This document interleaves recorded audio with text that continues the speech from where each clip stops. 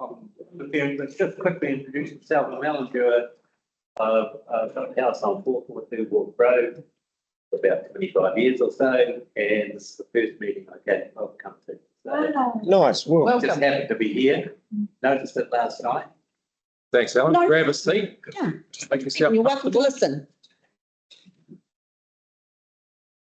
Well, everyone, welcome. Welcome everyone here and anyone watching online to our 17th of June Coromandel Colville Community Board meeting. No apologies, everyone's here today, so that's awesome. A public forum, was there anyone else? No, not the one. Outside. Rightio. Any items, having looked at the agenda, are any items anyone has that they wish to have discussed today that aren't on the agenda, that are urgent items? Nothing? Good. And having read the agenda and seen what's in front of us today, is there anyone who wishes to declare a conflict of interest? Come. Yes, I need to declare on the agenda item, I can't see the number now, for the community grant, It will be 2.2. 2.2. As I have an interest in the art tour. Okay. Thank you. Okay. We'll just ask them, I guess, when we come to vote on that. Deficit? Yeah, do I need to leave the room? No. Okay. Okay. Reception. Thank you. It ain't happening. Only if he does 21st. First order of business, minutes from our previous meeting as we missed the May meeting. The minutes are from the 25th of March, the meeting at Colville. Having read those minutes, including the public excluded minutes from that meeting, does anyone have any comments with respect to their accuracy? Everyone's happy that they are a true record of our meeting? Yeah. Okay. So then I move that we confirm the 25th of March 2025 meeting minutes as a true and correct record of proceedings. Have a seconder? I'll second it. Thank you. All those in favour? Aye. Motion is carried. Second item, the Coromandel Information Centre Funding and Operational Report. Come up, Kirsten. Kirsten, Morning, welcome. Councillor, community board members. I take it that you've read this report. As part of the funding process for our information centres, every long-term plan will be going out for expressions of interest for that funding portion that is provided to them. During COVID, we got a little bit out of sync. We rolled over some of the funding agreements, which is why we're here today and not last year. So you've got a really well-run information centre here in Coromandel Town. They do a great job. We have a criteria that we work through and rate the information centres on the reporting that they send in to us, and they always score really highly. They're great operators. So staff recommendation would be to provide funding to them for the next 2 years. We'll then we'll be in line with the long-term plan, and we'll go out with that funding period for another 3 years. Cool. Yeah, looking through the report, the tens, a couple of nines, just so they don't get 100% and get to Always room for improvement. That's right. Yeah. No, it's really pleasing. Yeah, it is. Yeah. Do a good job. They do. Cool. Thank you. Yeah. Any questions for Kirsten? So just remind us, Kirsty said this one will last for 2 years to bring it into line with the LTP. And then what happens from there? Will the same process? Same process and go out for expressions of interest. And we're not going out for expressions of interest to say we want somebody else to run an information centre by any means, but we have to because of that the funding the council provides. So that funding it's an economic development rate, so it's funded for visitor information services and, you know, there might be some other ideas about how people want things done, and that would be the opportunity to come to council and say, hey, So it's basically going to become almost contestable in a way, or not? Yeah, okay. Yeah. And then the next session, I'm just making it clear so that the Yeah. board totally get it. Yeah. So that, and then in the next period where it goes, it will run with the LTP, and those contracts will be for a 3-year. That's Cool. yeah. Yeah, so this was contestable also, wasn't it? Other operators could have put forward a proposal and asked to be considered, but no one did. No. It's just, yeah. Cool. Everybody must be happy with the service provided for your town. Yeah, it's really good. Yeah, That's good. They got They're doing good great job. references. yeah, I think so. yeah. Yeah. Well supported. And that's the main thing, hey, if you've got your businesses and whatnot saying they're doing a great job, then it's Absolutely. usually they're the last to be, yeah. I think to be fair, we could have had a whole page, a whole Better block get one that says eyes. full of those responses from people around town. Careful. Nice. Okay, Cool. awesome. Thank you. Right. Oh, if there are no more questions, the motion is that we receive the Coromandel Information Centre Funding and Operation Approval Report dated 17 June 2025, and that we approve the expression of interest for the Coromandel Information Centre from Thrive Coromandel Trust. Have a mover and a seconder. I'll move it. Thank you. All Cool. Thanks, Jess. put the motion, all those in favour? Aye. Aye. Very easy. The motion is carried. Thank Thanks you. very much.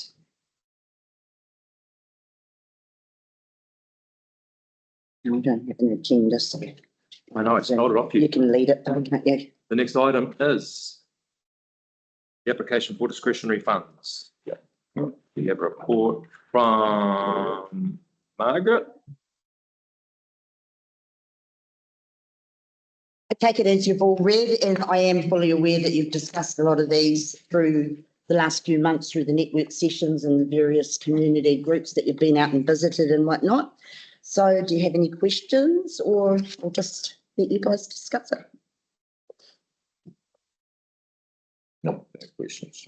So my comment would be, I guess, through the networking meetings and having the community groups coming to us, I think we've had a really good year of seeing a wide variety of people and hearing a wide variety of activities and the challenges and the work that people are doing, which I think has given us a really good basis to make decisions around giving our money to people that need it and will make good use of it. So I think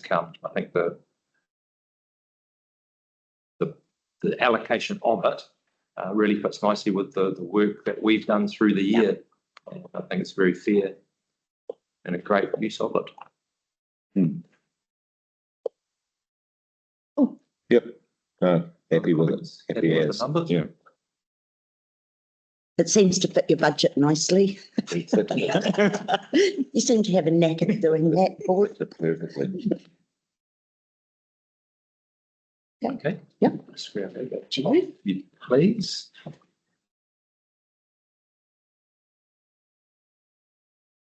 So the recommendation that we have from staff is that we receive the request for Coromandel Colville Community Board Discretionary Funds Report dated 19th of March 2025, and that we approve the allocation from our discretionary fund as follows.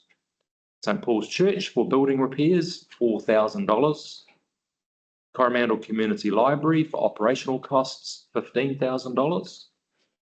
Spirit of Coromandel Trust for a mower, $19,000. Coromandel Area School for accommodation, $5,000. Open Studios for Coromandel Arts Tour, $1,200. Upper Coromandel Forest and Bird for plant and pest eradication, $5,000. Hodaki House Playground Opening Blessing, $350. And our Volunteer Week, $350. Have a mover and a seconder. I'll move it. I'll second. Jim and Jean. Jean, and with the exception of him, with the motion, all those in favour? Aye. Aye. Opposed? The motion is carried. Thank you. Good work, Jean. Excellent.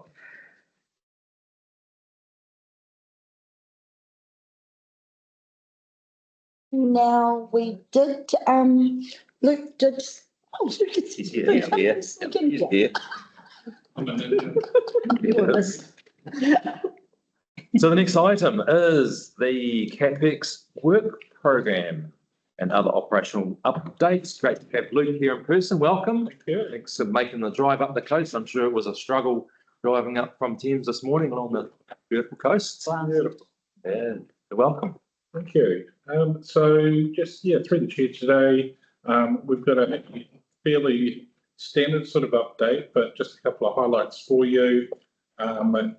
The Karakia House Playground renewal, it's getting its final inspection today, so George is on her way. So everything's lined up well for any the opening type of celebrations event. And really keen to look at that as a bigger picture for the future and how we revitalise the whole location around that playground. So keen to get involved in that. The Coromandel Mountain Bike Park Public Convenience, there has been a few delays with that. We should have 80% of it done before the end of the month. Construction is going into July. There was some hold-ups with the consenting process. Okay, and that money just carries over to the next year. It's not coming out of next. It's contractually committed, so it's pretty sound that it will get a carryover. Thank you. That's it. But otherwise, yes, open for questions.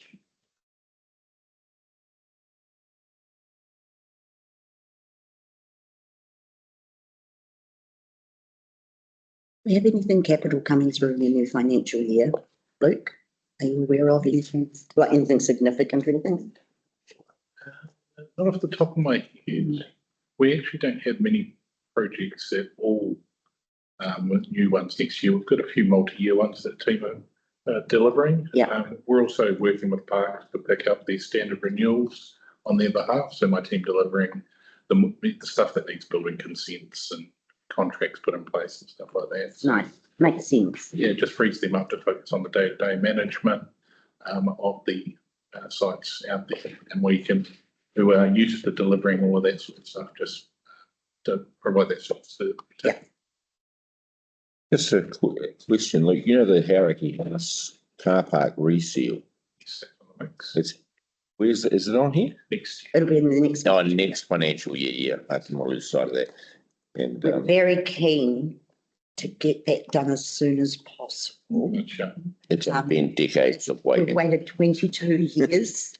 That's not even a lie, it's the truth. And they would love it if it could be done before the summer period, because it's such a busy area over that 6 month sort of summer period. And we have such a beautiful playground there now too, Luke, you know, a bit of nice tar seal on the background would be pretty bloody good.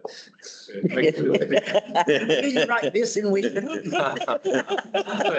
I'm making promises, I think. Yeah, Because obviously new project, we'll do our planning phase and design.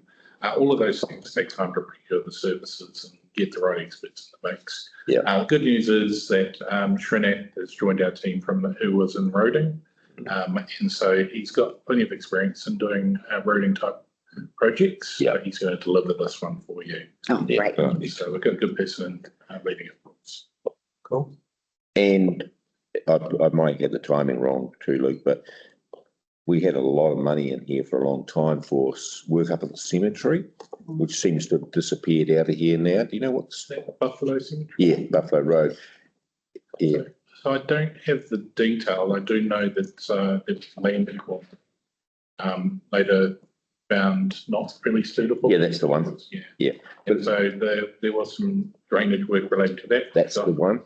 So that's gone back. Is that the one, John, or are you talking about it? Talk about the drainage work. Oh, you are talking Yeah, about this. Luke's just gone to the stormwater side of things there. So what's happened to that, Luke? We've handed that back to the activity because if they can't develop the land, the driver for that drainage is reduced. So Right. we've said, well, give us a clear scope of work. What do you want delivered to, and what is it you're trying to do? Yeah. And then we'll pick it up again. Okay. And just on that, I have spoken to Paula Carr, who's the cemeteries coordinator, and she's coming to your next network session. She was just waiting for some ground radar work to be done and she should have the results back in time. So she's going to come and talk to you about basically the future of the Buffalo Cemetery in terms of burial space and siting and all that. Okay. Yeah. Separate to this, because obviously that's been happening more, as you guys are aware. Yeah. Wasn't the scope of works that we were doing for drainage because of the residents that lived at the bottom of it, not because of the cemetery? It was, and I think we needed a resource consent from memory to Do something. do, and that was We weren't required. it wasn't an obligation because it's all down. No, because it's coming up above even the cemetery land where it's coming Going from. through us. So it's a natural overland flow. I hope I haven't looked wrong. Yeah. And so we're not obligated to do something like it's All right. It's As just my the way water understanding. goes. If you want to dig graves, then you need your consent. That triggers the need for the drainage. Yeah. I think what Yeah. it's. I think you nailed it, Luke. Yeah. What else? I think there was some other opportunities from a cemetery perspective that you could use the land for. I'm sure that's what. Yeah, and that's what I think Paula's coming to talk to the board about. Right, yeah. Don't disappear yet, Luke. I've just got one other question. They knew you were coming. Luke, so- Yeah. All is thinking, Arikitahi, did Yeah. we get a report from the committee after the 19th of May? I'm not sure this is something that Luke's involved with because this is an addition. It's not part of the capital works program. Right. But John might be able to advise where Arikitahi's at. Yeah, I can give you a quick rundown on that in a moment. I just want to find, there was some tar sealing work being done out there, Luke, and it was, Car park. yeah. That will be under the harbour, I think it renewal. was, no, it's car park reseals. Oh. Refurbishment of the roadway section of the Takuma boat ramp car park. So is that the bit down onto Arikitahi, is it, or? Good question. It is being led by the Parks and Open Spaces team and they have a bit more detail than I do on that one. So I can ask for a question and get back to you. Wasn't it, I think it was with where the forklifts were operating and stuff, wasn't it? But they did a Pothole. yeah, 6 months Yeah, ago. there's been, it just says here is the roadway section only. I think it's Car right. park. And It's the driver. Yeah, I think it's the bit where you come down off Takuma Road, down into the Sugarloaf. I think they're redoing some work there. So is that a local rate or a district rate since it's roading? Locally, If it's it- harbour. if it's a car park, then it sits with the parks team. If it's on reserve. Yeah. So road reserve would have been delivered under the roading team. All right. God loves a try, John. yeah, good try. Big time. Say the Appreciate local it. rate payers. You keep pitching. Yeah, no, and that's about all I've got, Luke. Thank you. Nothing else? Okay, thanks, Luke. Thank Thank you for your time. No worries.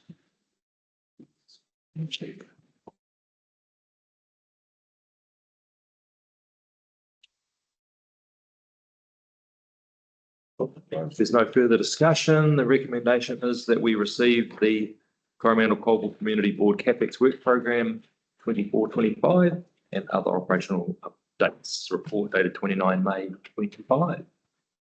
Have a mover and a seconder. I'll move it. I'll second it. Thank you. Put the motion, all those in favour? Aye. Aye. Opposed? Motion is carried. Thank you. Choose on the side. That's it. Nothing else? Yeah, yes. Oh, just a quick update. Yeah. Sugarloaf. Yeah, it's still happening. We're still seeking additional funds. Just make sure that that's not recording. Oh, sorry. Rightio. Rightio. So Yes, it's still a happening thing. in that case, yeah. Yeah, just take it out of the Sugarloaf. No. When I said no, I can talk. I was talking about that. I had accidentally hit record on this thing. Yeah, still happening. We're we're looking at, the RIF fund, which is the Regional Infrastructure Fund now, replaces the other old fund that was there. Yeah, so we're still financially viable, still ticking along, still getting designs done. The one thing, if we do fall short of funds a little bit, it won't be the recreational side that gets hit. It'll be on the commercial side. We'll do as much on the recreational side as we can, and then the other side will have to be staged. All right. Good. Yeah. Cool. Fair enough. Yeah, it should be. As it should be. I thought that would make you happy, Kim. Thank you. Rightio. If that's the end of the agenda, 9:22, and we'll Just getting too fast, guys. close the meeting. Thank you, Mr. Chair. Well run. Yes. Well, everyone for coming on such a beautiful day. So